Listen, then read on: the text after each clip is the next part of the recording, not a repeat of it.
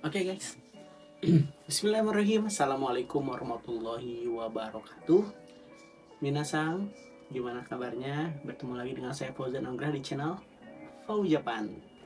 Oke, di video kali ini saya pengen ngebahas tentang bagaimana caranya teman-teman mengetahui gaji magang di Jepang. Gaji magang di Jepang tuh bisa banget teman-teman hitung karena gaji magang di Jepang tuh menggunakan kurs. Astagfirullah, kurs UMR. Nah, UMR yang ada di setiap daerah di Jepang. Jadi kita disclaimer dulu, kalau UMR tiap daerah di Jepang itu berbeda-beda. Dan ini UMR terbaru di Jepang tahun 2023. Jadi rata-rata UMR-nya itu antara 800 sampai 1100 yen. Yang paling besar itu ada di Tokyo, kedua daerah Kanagawa, ketiga Osaka.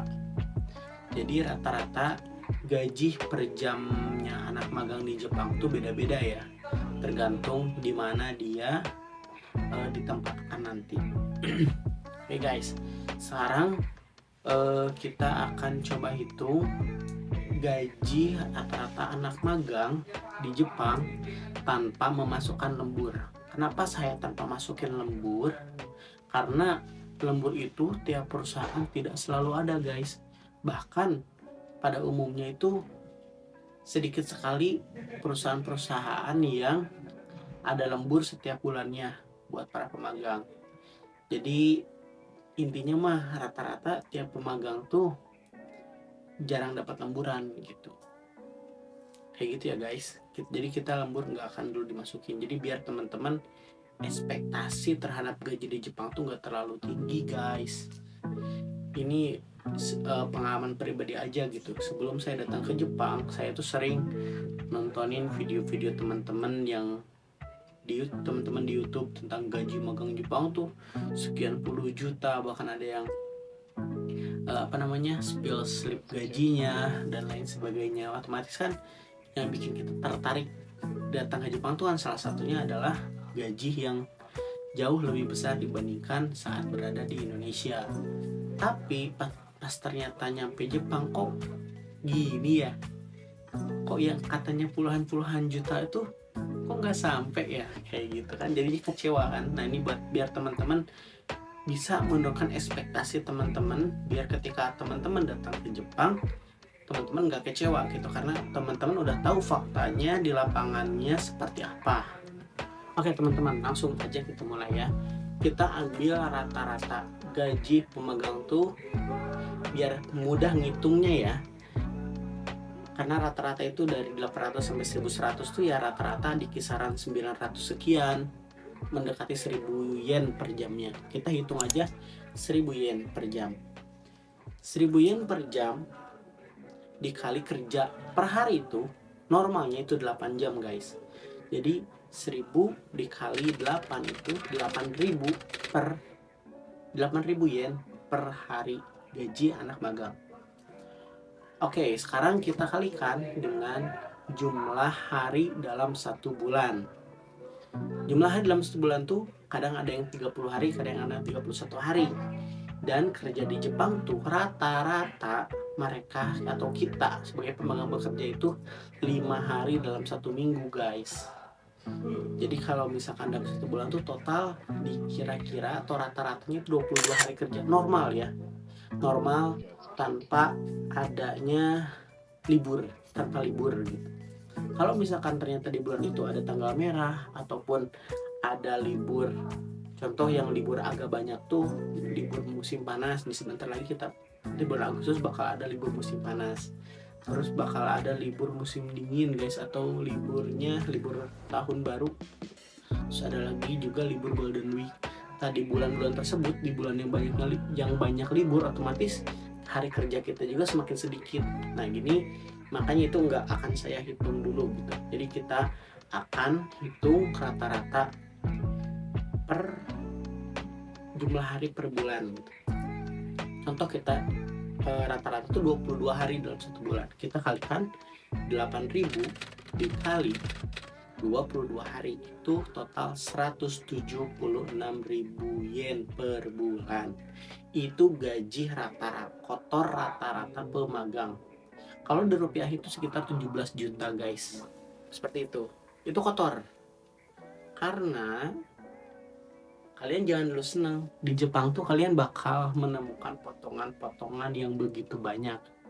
Di antaranya itu ada potongan asuransi kesehatan, pensiunan, ada pajak penghasilan, terus ada potongan dari apato atau apartemen, potongan listrik, gas, dan lain-lain.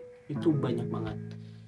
Kalau dirata-ratakan, karena setiap perusahaan pasti berbeda, dirata-ratakan tuh sekitar 40.000 sampai 60.000 yen potongannya itu.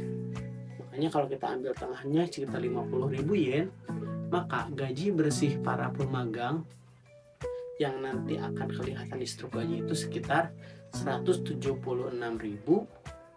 dikurangi 50.000 yen, itu sekitar 126.000 yen.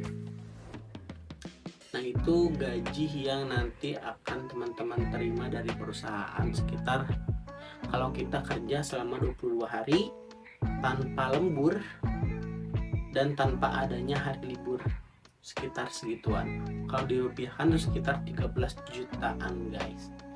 Terus biaya makan gimana dong? Nah, itu kita ngambil dari situ, karena tiap orang biaya makan, kebutuhan orang beda-beda. Contoh aja lah, kalian ngambil biaya makan tuh 2 juta atau sampai 3 jutaan lah ya. Dari 13 juta itu kalian ambil buat makan. Selama kalian makan 1 bulan, 3 juta itu bisa kalian jalan-jalan sebulan sekali. Terus bisa beli ayam, bisa beli beras dan lain-lain. Bisa jajan juga dikit. Bisa beli pulsa juga, uang 3 juta itu. Tapi kayaknya nggak cukup buat beli fashion, itu kurang kalau uang 3 juta. Jadi kalian bisa kirim kurang lebih 10 jutaan buat ke Indonesia, atau bisa kalian tabungkan uang 10 jutanya, bisa kalian buat bayar hutang, bisa kalian pakai buat menghidupi keluarga yang ada di Indonesia. Itu terserah kalian. Jadi rata-rata ya kita tuh anak pemagang bisa ngirim kurang lebih sekitar 10 jutaan. Worth it gak sih menurut teman-teman? Dengan bekerja jauh dari keluarga, gak bisa ketemu keluarga, bisa ngirim 10 juta. Itu tergantung persepsi masing-masing. Ada yang bilang cukup, ada yang bilang kurang. Karena kan kebutuhan orang, kebutuhan manusia, kebutuhan setiap orang berbeda-beda ya. Cuman faktanya seperti itu guys. Begitulah faktanya kerja di Jepang untuk magang ya. Jadi teman-teman kalau misalkan mau magang ke Jepang, cari referensinya video tentang gaji magang di Jepang gitu. Rata-ratanya nanti kalau teman-teman dapat perusahaan yang lemburannya banyak, ya bersyukur alhamdulillah. Cuman saya ngasih tahu, lembur di Jepang tuh capek banget. Jadi kita tuh udah kerja 8 jam aja tuh udah capek, ditambah kerja lagi ya. Makanya lemburan di Jepang tuh ya sebanding dengan keringat yang kita keluarkan gitu. Kalau dulu juga sih saya sebelum datang ke Jepang tuh pasti pengennya dapat lembur terus gitu. Pengen biar nanti gajinya gede gitu. Tapi kan setelah sampai di Jepang kita tahu faktanya di lapangan kerjaannya kayak gimana. Ya lembur itu kalau dapat alhamdulillah bersyukur gitu. Kalau enggak pun ya enggak apa-apa, kita bisa punya waktu buat istirahat guys ya. Buat teman-teman yang mau magang ke Jepang, kisaran gaji yang teman-teman bakal terima di Jepang sebagai pemagang itu kurang lebih segitu. Berdoa aja gitu. Kita gak enak banget duduk ini. Berdoa aja ya, semoga kita nanti kalau misalkan datang ke Jepang dapat perusahaan yang bisa memanusiakan manusia,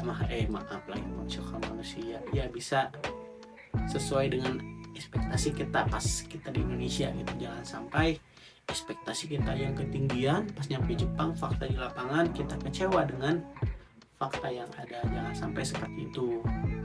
Jadi mudah-mudahan video ini memberikan gambaran buat teman-teman yang mau magang ke Jepang, mempersiapkan mental, mempersiapkan dananya, mempersiapkan segalanya lah kalau mau datang ke Jepang. Kayak gitu guys. Oke, kali ini segitu aja videonya. Mudah-mudahan bermanfaat, ada gambarannya buat teman-teman yang mau datang ke Jepang, perihal gaji dan lain sebagainya. Buat teman-teman yang pengen bertanya silahkan ketik aja di komen. Insya Allah kalau bisa jawab, kalau bisa saya jawab pasti insya Allah saya jawab gitu. Teman-teman, makasih banyak yang udah nonton, dan jangan lupa juga subscribe channel ini biar saya semakin semangat bikin videonya. Matane minasan, assalamualaikum warahmatullahi wabarakatuh.